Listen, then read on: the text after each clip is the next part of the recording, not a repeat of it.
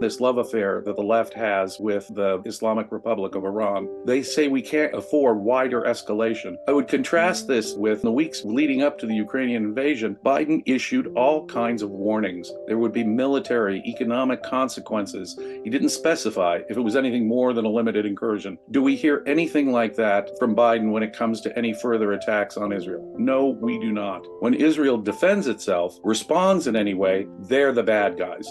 Iran, the nation that bankrolled October 7th, must be destroyed. And America, if it's required, must be there. This is an aggressive dictatorship. When a dictatorship goes beyond simply victimizing their own people and they've attacked foreign countries, they are a threat to the entire world, and everyone acting in their self-interest must respond to this.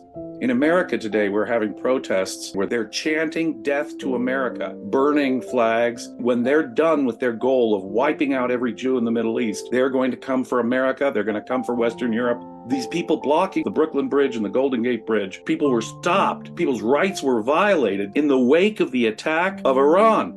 These people are pro-Iran, pro-Hamas, pro-October 7th, and they are anti-West, anti-American. They are on the side of evil here. The only way to shut these people up is to show them we have no moral qualms about taking out the most evil regime that has caused more death, sponsoring terrorism, killing American troops in the Middle East. But for the funding from Iran, there'd be no October 7th. Iran has a population that at least gives us a good chance that a better government would take over there. And that escalation is something Iran fears. You can tell it by the measured way they responded. They were doing this attack in a way they hoped wouldn't cause a whole lot of damage, so that Biden would say, take the win. And Biden, of course, is playing right into their strategy, letting them get away with a massive act of aggression.